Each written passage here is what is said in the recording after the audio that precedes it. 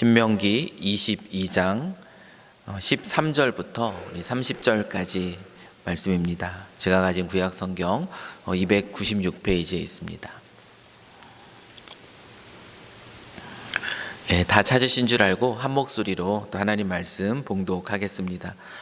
누구든지 아내를 맞이하여 그에게 들어간 후에 그를 미워하여 비방거리를 만들어 그에게 누명을 씌워 이르되 내가 이 여자를 맞이하였더니 그와 동침할 때에 그가 처녀임을 보지 못하였노라 하면 그 처녀의 부모가 그 처녀의 처녀인 표를 얻어가지고 그 성문 장로들에게로 가서 처녀의 아버지가 장로들에게 말하기를 내 딸을 이 사람에게 아내로 주었더니 그가 미워하여 비방거리를 만들어 말하기를 내가 내 딸에게서 처녀임을 보지 못하였노라 하나 보라 내 딸의 처녀의 표적이 이것이라 하고 그 부모가 그 자리의 옷을 그 성읍 장로들 앞에 펼 것이요 그 성읍 장로들은 그 사람을 잡아 때리고 이스라엘 처녀에게 누명을 씌움으로 말미암아 그에게서 은 100세겔을 벌금으로 받아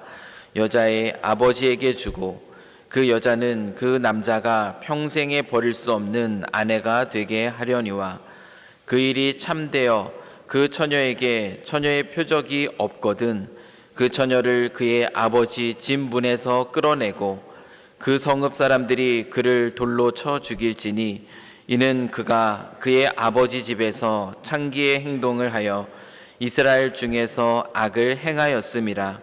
너는 이와 같이 하여 너희 가운데서 악을 제할지니라. 어떤 남자가 유부녀와 동침한 것이 드러나거든 그 동침한 남자와 그 여자를 둘 다 죽여 이스라엘 중에 악을 제할지니라. 처녀인 여자가 남자와 약혼한 후에 어떤 남자가 그를 성읍 중에서 만나 동침하면 너희는 그들을 둘 다 성읍 문으로 끌어내고 그들을 돌로 쳐 죽일 것이니 그 처녀는 성 안에 있으면서도 소리 지르지 아니하였으며 그 남자는 그 이웃의 아내를 욕보였음이라. 너는 이같이 하여 너희 가운데에서 악을 제할지니라. 만일 남자가 어떤 약혼한 처녀를 들에서 만나서 강간하였으면 그 강간한 남자만 죽일 것이요 처녀에게는 아무것도 행하지 말 것은 처녀에게는 죽일 죄가 없음이라. 이 일은 사람이 일어나 그 이웃을 쳐 죽인 것과 같은 것이라. 남자가 처녀를 들에서 만난 까닭에 그 약혼한 처녀가 소리 질러도 구원할 자가 없었음이니라. 만일 남자가 약혼하지 아니한 처녀를 만나 그를 붙들고 동침하는 중에 그 두 사람이 발견되면 그 동침한 남자는 그 처녀의 아버지에게 은 50세겔을 주고 그 처녀를 아내로 삼을 것이라. 그가 그 처녀를 욕보였은즉 평생에 그를 버리지 못하리라. 사람이 그의 아버지의 아내를 취하여 아버지의 하체를 드러내지 말지니라. 아멘. 오늘은 순결한 가정, 아름다운 통로라는 제목으로 또 하나님 말씀을 함께 나누겠습니다. 이 땅에 있는 많은 기관들 중에서 하나님이 직접적으로 세우신 기관이 두 개가 있습니다. 그 중에 하나는 바로 교회입니다. 하나님이 택하여 부르신 그 이스라엘 백성의 공동체가 그 시작점이라고 할 수 있습니다. 이 사도행전 7장 말씀을 보면 바울이 출애굽하여서 나온 그 이스라엘 백성들, 그 광야에 있는 그 백성들을 향하여서 광야교회라고 부르고 있다는 사실이 그 분명한 증거입니다.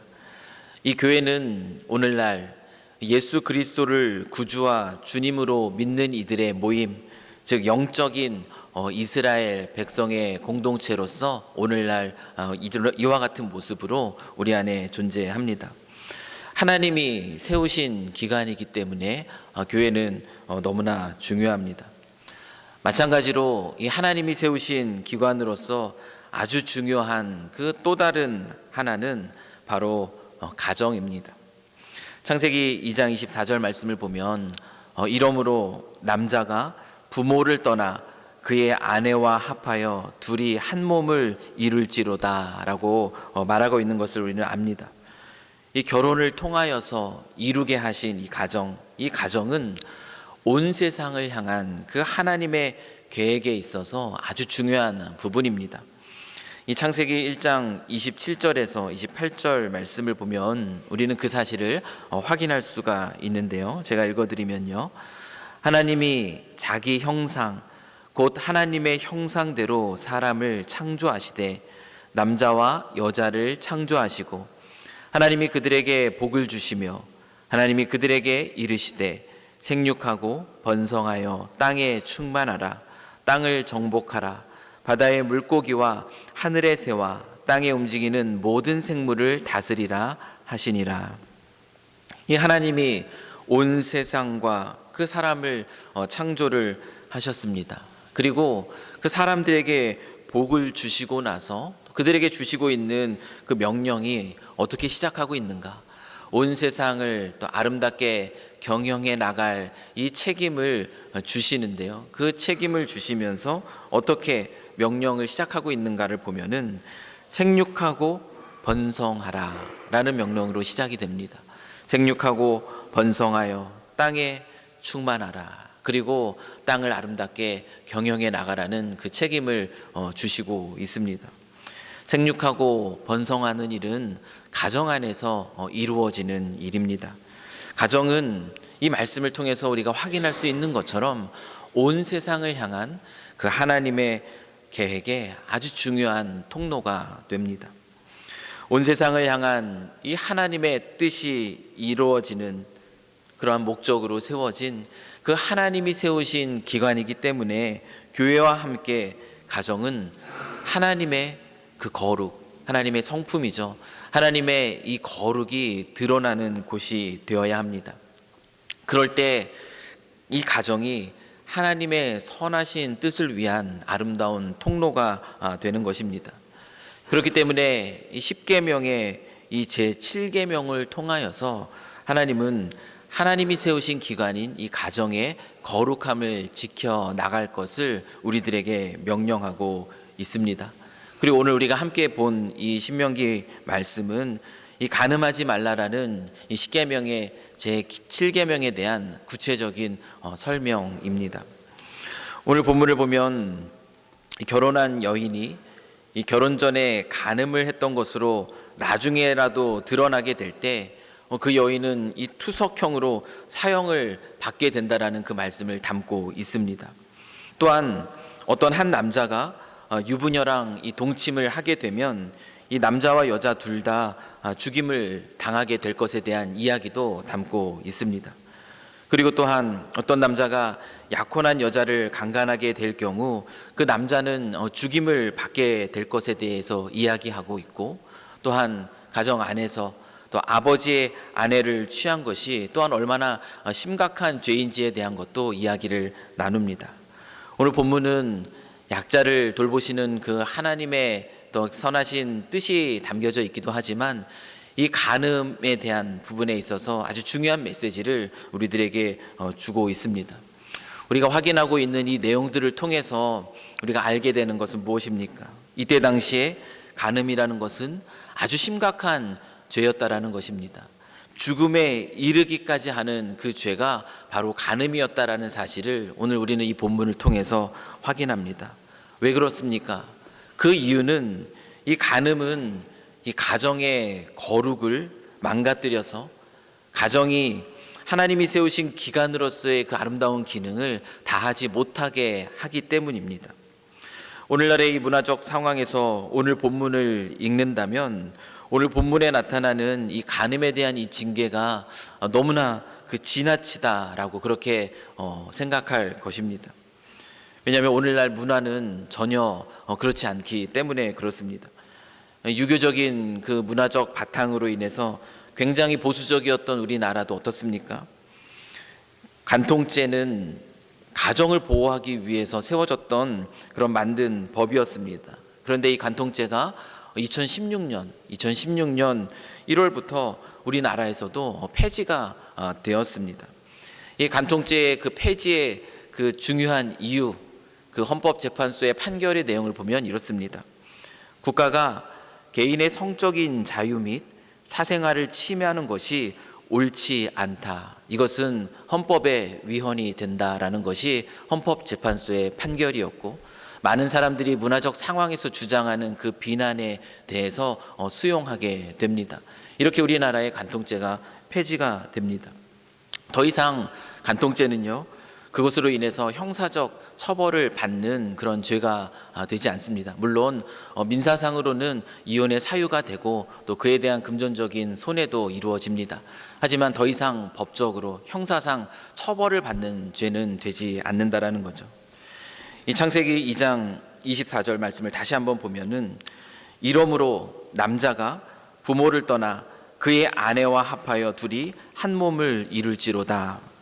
이 성경을 보면은 분명하게 이 성이라는 것, 이것은 이 결혼이라는 언약 관계 안에서만 배타적으로 허용되는 것임을 우리는 분명하게 알 수 있습니다.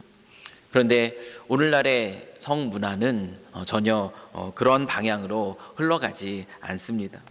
오늘날의 성문화를 너무나 잘 보여주는 그 한마디의 그 말이 있습니다. 그것이 무엇이냐면, 사랑에 빠진 게 죄는 아니잖아 라는 이야기입니다. 우리는 드라마를 보거나 영화를 보면 우리는 이와 같은 대사를 볼 때가 있어요. 사랑에 빠진 게 죄는 아니다. 사랑하면 모든 것이 다 괜찮다라고 말하는 이 문화적 영향이 오늘날 우리에게 미치는 결과가 얼마나 큰지 우리는 실감하고 있습니다. 이 결혼하지 않은 젊은이들에게 혼전 순결과 같은 말은 고대의 유물과 같은 말이 되어버린 지 오래입니다. 심지어 이 그리스도인 청년들도 마찬가지예요. 그리스도인 청년들에 대한 그 설문조사, 이 혼전 순결에 대한 설문조사를 보더라도 62% 이상이요, 그것이 가능하다라고 그렇게 동의하는 이야기를 합니다. 혼전 순결을 지키지 않아도 괜찮다라는 의견이 62%에 해당돼요. 그것이 벌써 10년 전 설문이에요. 2014년의 설문의 결과입니다. 10년이 지난 지금은 어떻겠습니까? 더하면 더했지 덜하지는 않다라는 거죠. 이제는 혼전 순결의 문제가 아니라 혼전 동거의 문제로 그 이슈가 넘어간 지 오래입니다. 살아보고 결혼하는 것, 이것에 대해서 찬성하느냐, 어떻게 생각하느냐, 이것이 오늘날 이슈가 되고 있다라는 거죠. 이 사랑에 빠진 게 죄는 아니다라는 이유로 또한 이 불륜이 미화되기까지 하는 이 드라마나 이 영화의 문화의 영향력은 이 가정의 소중함에 대한 그 인식을 희미하게 만들어 버리고 있습니다. 걸리지만 않으면 된다라는 생각, 그리고 나는 걸리지 않을 것이라는 그 인간의 생각은, 이 걸린다라는 것에 우리가 초점을 맞추면 뭔가 그래도 양심은 살아있는 것처럼 느껴질 수 있겠지만 이것은 더 심각한 악입니다.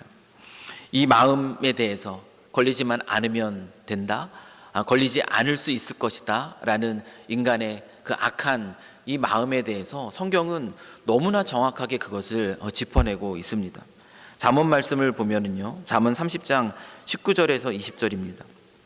곧 공중에 날아다니는 독수리의 자치와 반석 위로 기어다니는 뱀의 자치와 바다로 지나다니는 배의 자치와, 방금 말씀드린 것들은 어떤 것이에요? 지나가면 흔적이 남지 않을 것이라 생각되는 것이에요.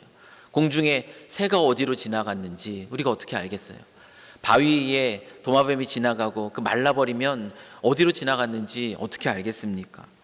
배의 자치, 바다로 지나간 그 배의 자치, 물결이 잔잔해지면 우리는 알 수 없을 거라 생각합니다. 그것과 동일하게 잠언이 설명하고 있는 것이 무엇이냐면, 남자와 여자가 함께한 자취며 음녀의 자취도 그러하니라. 쉽게 사라져서 보이지 않을 것이다, 걸리지 않을 것이다 라고 생각하는 것이라는 거죠. 그가 먹고 그의 입을 씻음같이 말하기를 내가 악을 행하지 아니하였다 하느니라.